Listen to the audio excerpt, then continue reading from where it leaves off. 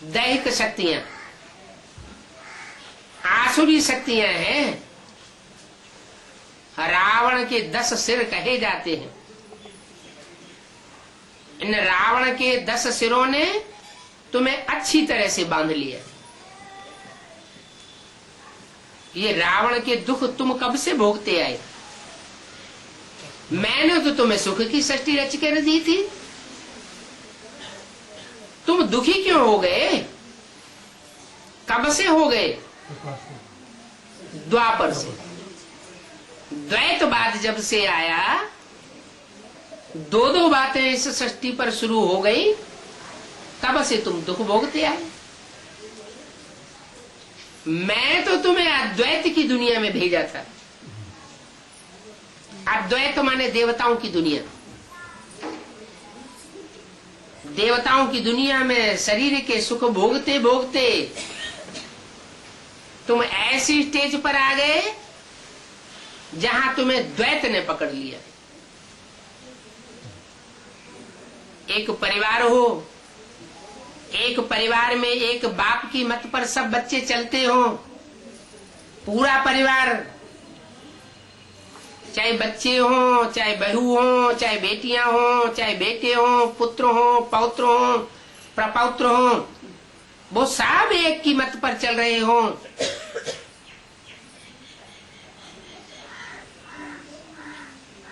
तो प्योरिटी कही जाती है।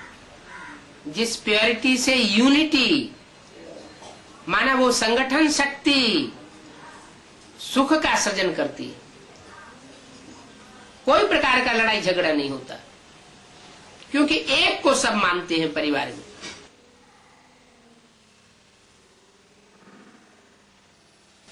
ये सारी दुनिया भी भगवान ने आकर के कभी एक कुटुंब बनाया था। सारी दुनिया को मिलाकर के एक कुटुंब, एक परिवार बनाया था, जिसकी यादगार आती है शास्त्रों में, वसुधैव कुटुंबकम। सारी वसुधा, सारी पृथ्वी हमारा कुटुंब है। मनुष्य मात्र सब उस परिवार के भांति थे, तो सब सुखी हो गए थे।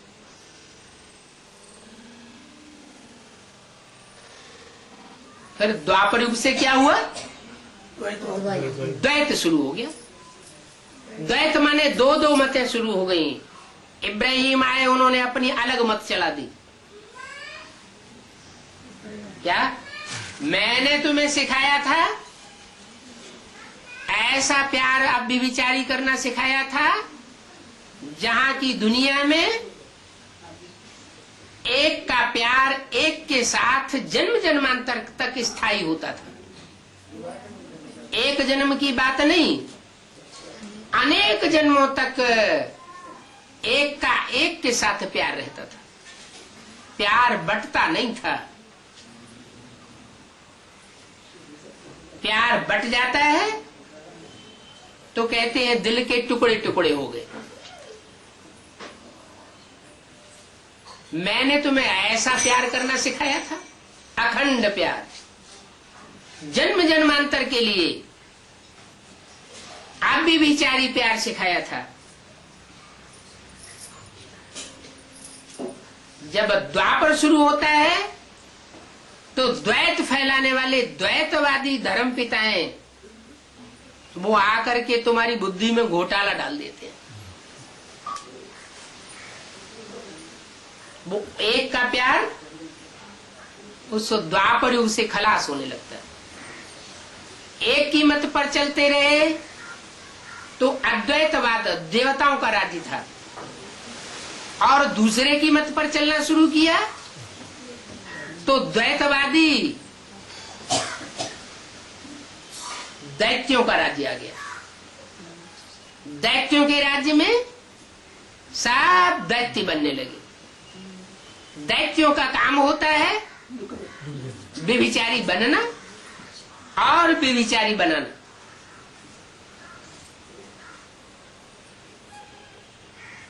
बाप ने आकर के भारत में अब व्यभिचारी दुनिया स्थापन की थी। सब सधवाएं थी, इसलिए वहां विधवा कोई नहीं होती थी। द्वापर युग से जब से द्वैतवाद पैदा हुआ तो दिल के टुकड़े टुकड़े होने लगे। जब दिल के टुकड़े होते हैं तो एक दूसरे को दुख देते हैं। द्वैत से दुख बनता है। दुख की शुरुआत होती है तो एक दूसरे को बद्दुआएं देते हैं। कोई हमसे जीवन भर प्यार करता रहे, बचपन में भी प्यार, जवानी में भी प्यार दिया, वानप्रस्थी अवस्था में भी प्यार दिया, और जब बुढ़ापा आए तो दूसरा रास्ता पकड़ ले। तो जो दूसरा रास्ता पकड़ लेता है वो तो मुकर गया, चलो उसने तो धोखा दे दिया, लेकिन जिसको धोखा मिला उसके दिल पर क्या बीतती।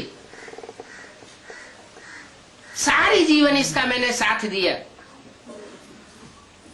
सुख दुख में हाथ बटाया, और अंत समय में आकर के इसने हमको धोखा दे दिया, तो दिल टूट जाता है ना।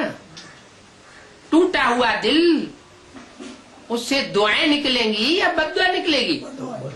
बद्दुआ निकलती है। वो बद्दुआ वाइब्रेशन को खराब कर देती है। बद्दुआएं जब निकलती है तो सुख नहीं मिल सकता।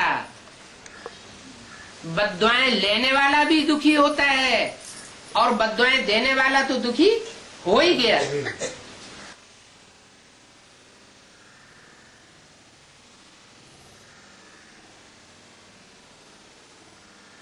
तो व्यभिचारी दुनिया को कहा जाता है वैश्यालय की दुनिया, वैश्याओं की दुनिया।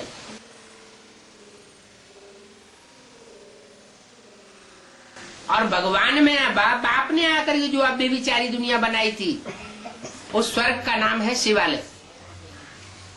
अभी बाप आए हैं, वो धनी बाप आया हुआ है, सुख का धन बांट रहा है, बता रहा है कि अब जन्म जन्मांतर के लिए तुम बच्चों को फिर से सुखी होना है।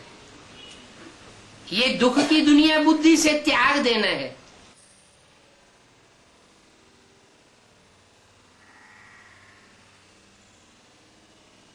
नहीं त्यागेंगे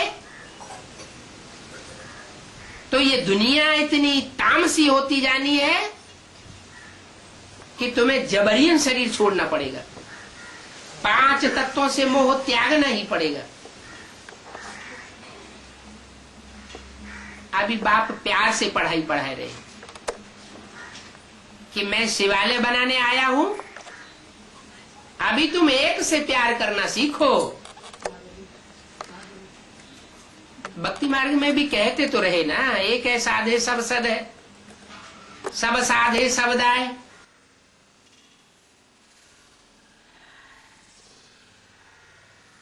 एक की साधना करें, एक की पूजा करें तो सब ठीक हो जाए। वैसे अनेकों को साधती रहती है, अनेकों की पूजा करती रहती है शरीर से, तो उसका मन कभी सुखी नहीं हो सकता।